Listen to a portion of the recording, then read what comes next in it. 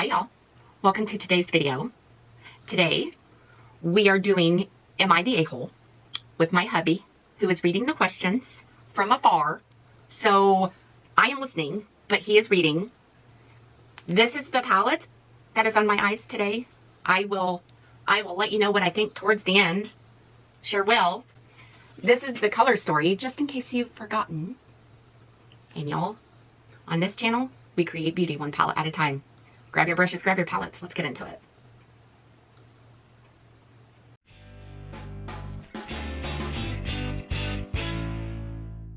Am I the asshole for crashing a birthday party my son went to with pizza, drinks, and snacks?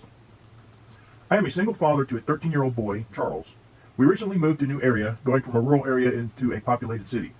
Naturally, Charles has had some issues adjusting to his new life. His old high school had 114 students, new school over 3,000. But he quickly made a new friend, Jared. His new friend introduced him to all his other friends in sharing the same interests. They all seemed to have hit it off very well. On Friday, Jared had a birthday party and invited Charles over.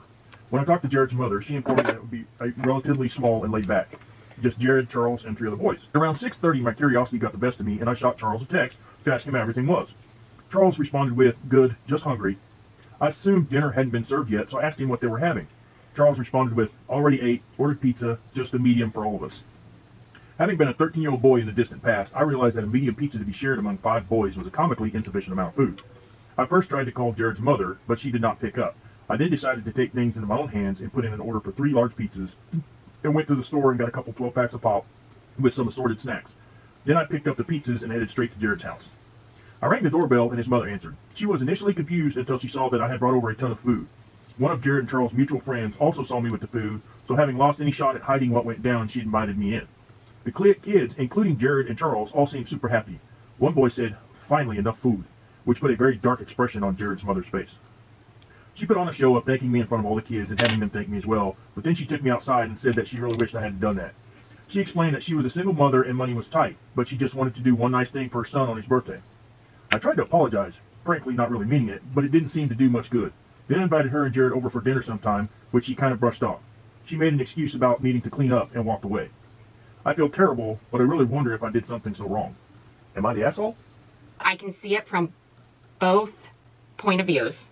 But knowing myself, I would have done the exact same thing he did. Not meaning to step on toes. But at the same time, I understand why she would feel that way. But I think she should have been grateful that somebody was willing to have her back that is not a friend or a brother, sister, mom, like a relative. I would say no. No, he is not. I just feel that I feel bad for him. She should have been more grateful, in my opinion. Next question. Am I the asshole for thinking my husband will be home by 5:30 if he tells me he is off at 5? I asked my husband a few times what time he is off, and every time he tells me 5. His commute is 15 minutes, so I assume that would mean he would be home 5:15 to 5:30, right? I guess not, because he consistently gets home 6 or later most days. Today I got up early. I was excited because we have no days off together, and this meant we would have a little more evening time, assuming he was off at 5 like he keeps saying. I got home at 5:30, only to find out he was still at work. So I called and asked what time he was off. He flipped out and said 5. I said, "Then why are you still at work?" He said, "Because he has to close the office, pick up stuff, close the gate, etc." I said, "Then you're still working, so when are you off so I know when you'll be home?" I was looking for an answer that would set up realistic expectations going forward. Like, I have to do X, Y, and Z, but I can't do that until 5, so 5:30 is more realistic time to say I'm off. Pretty much we argued back and forth for a minute, with me insisting if he's off at 5, then it's not crazy to expect him home by 5:30, and him arguing that he is off at 5 and he's just locking up for 30 minutes to an hour. He then asked me if I'm off at 6, why I don't get home until 7. I said because my commute is an hour, but I still leave at 6. He keeps insisting this is the same logic. He ended up getting home at 6 and has been ignoring me for an hour and a half because he's busy with his game and insists I need to apologize for asking him what time he is off again. Which I did and tried to explain that I keep expecting him home based off what he told me and keep getting disappointed. Which just started another argument. So am I the asshole for thinking that he should be home 15 to 30 minutes after he's off? I could be, because maybe I should have just asked what time he was getting home instead of what time he is off again. I'm just tired of being told one thing and then something else happening. Okay, I don't don't think he has the concept of time. And it's like, some people differ, like, I've got to call out of work or I've got to call into work. Like when you're sick, do you call out or do you call in? So depending on who you are is what you say. But with that being said, when you're off, you're off. Which is when you leave your place of employment is when you're off. So I would say no. She is not the a-hole, nor should she apologize. In fact, I think he needs to apologize. And he needs to grasp his own concept of time. Just saying. I mean, that's just weird in itself. Like, that's sketchy to me. Next question. Am I the asshole for kicking my best friend out of my baby shower? I have a close friend, Sarah, who is dating Ted. We were best friends with Sarah since high school, and we've always been there for each other. I had met Ted briefly once, as him and Sarah have been together for a month. Recently, we have been distant, as Sarah has blown off our plans or canceled them last minute for me to see on social media that she went to do something with Ted instead. This upset me as I moved further away from my husband's job, so us meeting up isn't a last-minute plan, and made weeks beforehand. As I'm far but also pregnant, so I have to find public transportation as my husband takes the car to work. After Sarah flaked on a second time to hang out with Ted, I told her how I felt about her blowing me off, and Sarah apologized and offered to help me plan my baby shower to make up for it. Sarah is an events planner and took care of everything. I organized catering for lunch and sent Sarah to an all-girl guest list to let her know how many heads she had to account for. My sister helped, and I made it clear to both of them to add on the invites no partners, except one of my friend Amy's invite, as she is gay and I wanted her girlfriend to come. Yesterday was my baby shower, and Sarah brought Ted. I assumed he was dropping her off, but he took his coat off with Sarah, and I pulled Sarah aside to say politely we don't have enough food for Ted, and she insisted they could share off the same plate. I got upset and then asked Sarah if she could ask Ted to leave, but Sarah said if Ted left, she would too, so I kicked them both out. My baby shower after was okay then, but I missed Sarah for most of it. I checked my phone today to find Sarah upset that I kicked her out and embarrassed her in front of all of her friends, and a text from Ted saying he got my number from Sarah, and as he heard Amy's partner was coming, he thought he could come too. Am I the asshole?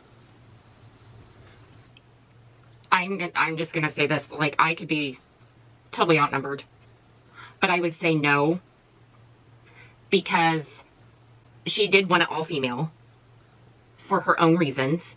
She made that very clear from the very beginning. Her best friend should have honored that.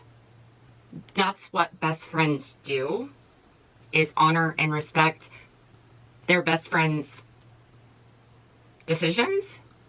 So with that being said, I'm a little confused on where she thought that that was okay. And as far as the whole sexuality thing with he thought it was okay for him to come too issue, that should have been Sarah's best friend to lay down the law way before that. Just throwing that out there. And as far as the best friend blowing her off, I'm surprised that the writer even wrote best friend without putting an X in front of it.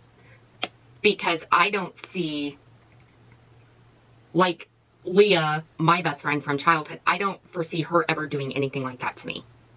Ever. Like, if she asked my opinion and I would tell her, she would honor that and she would respect it. Period.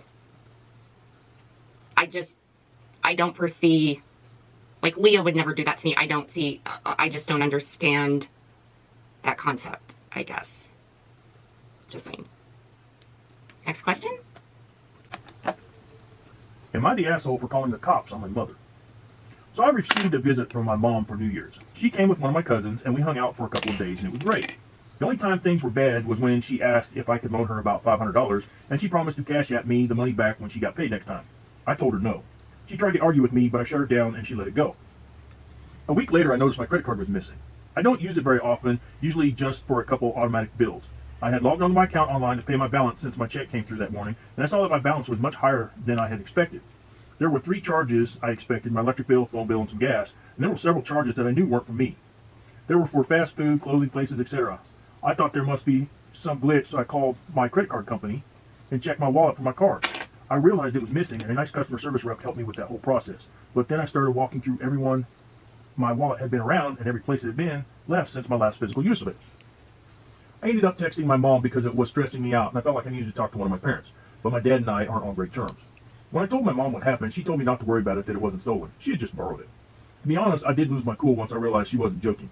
She insisted she'd cash out me the money when she gets paid the next day, and that she thought she'd be able to handle it before I even noticed. I told her that's not acceptable and cut up my card. I deactivated it anyway. She got upset and told me to stop throwing a fit, and then she can't believe I'm being such a brat about helping her. Things escalated from there, and I did call her some names before telling her not to come around me and hanging up. After that, I called the police both in my area and in hers to see which precinct I need to file charges with. My mom has blown up my phone so much since this that I've had to block her, and she's posting all over Facebook about how I'm getting her thrown back in jail just for borrowing some money, and how she can't understand how she raised such a stingy child. Am I the asshole or losing my mind? I don't think I did anything wrong here. Okay, all I'm gonna say is, back in jail? Whoa. And no, you are not the a-hole. But back in jail? What did she do to go the first time? Because if it's this, no, you are not wrong. I would have thrown the book, the Bible, the gavel. I would have thrown everything at her. But back in jail? Okay, next question. Am I the asshole for refusing to hand over my college fund for my little sister's surgery? I am the oldest kid in my family. My parents have 2 bio kids, me and my 12-year-old sister, and they adopted my 4 other siblings. I had dozens of foster siblings over the years as well. My parents have struggled to make time and have money for all of us. It has meant a lot of sacrificing, and mostly on my part. My parents were able to make sure all my younger siblings had at least one activity outside of school to do, but they never did that for me. I was forced to play football when I was 5, but by the time I was 7, my parents had started fostering and I was no longer doing that. My siblings all get to do something they like. Cora does dance, for example. Some of my other siblings are in music classes. The younger kids were also prioritized with school field trips, so they always got to go, while I haven't since I was 6. The last time I asked was when I was about 9, and my parents told me to work for the money to pay. My grandparents found out what they said and gave me the money, and my parents took it off me to use for the household. My grandparents were so mad at them for that. They delayed my tonsil surgery for 2 years because they prioritized 2 foster kids and 2 of my siblings' surgeries over mine. My grandparents saw how much I was getting the short end of everything with my parents, and they set up a college fund for me. It's a lot of money and really caught me off guard. My parents know about it but cannot access it. They only know because of a fight with my grandparents over the lack of saving for my future when they saved something for my siblings. My parents said the money my grandparents saved should be divided equally because $350,000 is a lot to save for one grandchild when you have multiple. The money is still there and I have plans for it, but my youngest sister is 5 and she needs a pretty major stomach surgery. She has a lot of health trouble since her birth and my parents have paid a lot of money on her medical expenses. They were told this surgery could turn her life around and give her a chance at living with less pain and stomach complications. It could give her a more normal childhood because she can't do a lot. They don't have the money for the surgery and they want me to give them the money to pay for it and for the expenses afterwards. They said they need $270,000 for the whole thing and maybe they can give some of it back, but they might need it more if stuff gets complicated. I told them they can't have that money and they lost it and they told me I was being selfish and argued back that they take from me all the time. I asked why they didn't take the money they saved for all my siblings and use that. Why does it have to be mine? They said I'm putting college before my sister's future and accused me of being unwilling because she's my sister through adoption and not my bio sister. Am I the asshole? Okay, your grandparents set this college fund up, started it, funded it, because your parents did not do it for you, but they did it for the rest of your siblings. But your parents want the money that your grandparents put in there for you, for your sister, whether she's adopted or not. Obviously, your grandparents saw something that you didn't see way before you, if not when you were younger, for them to do this in the first place. I know that what I would do, but y'all, you leave down in the comments what would you do? What would you do in this position? Okay, I'll say it. I mean, do not come for me, everybody to each their own opinion. I would not give it to my parents. I would keep it because my grandparents did it for me. Obviously, they saw something, they did something that I was unaware of way before me, during me, whatever. You feel that way, so there's animosity there anyway. Granted, it would give her quality of life better, but there are other organizations and avenues out there that are willing to help because there is nothing that will drive a wedge between family other than a death and money. You want to tear a family apart? Death and money. That right there. So with that being said, I wouldn't do it. So either way, you're on a double-edged sword. Because if you give it, then there's animosity. And if you don't, there's animosity. So you're kind of stuck. Anywhoosies, I'm still curious to know what your opinion would be. That's tricky. That's hard. Anywhoosies, let me finish, you guys. Hold on to your butts. Okay, y'all. Here's the finished look. I did not add lashes because I'm going to go take this eye off, this look off, as soon as we get off, as soon as I'm done here. This palette, I love Melt, but I think this palette is dry. Oh, what's up with my hair? This palette is dry. This palette needs to be decluttered. There's no mold. It's just dry, and it's going on patchy, and now my eyelid's still dry. So I'm gonna go face dive in some oil. Anywhoosies, y'all, thank you for spending your precious time with me. I will link what I can down below. Some of those links may be affiliated links, so if you click on those links, it does go out to help the channel, and I thank you for that. So, y'all, like, subscribe, share, click that notification bell down there. It'll let you know next time I upload. I hope you guys are having an awesome, amazing day. Go out and do something kind for somebody, and I'll see you in my next video. Toodles.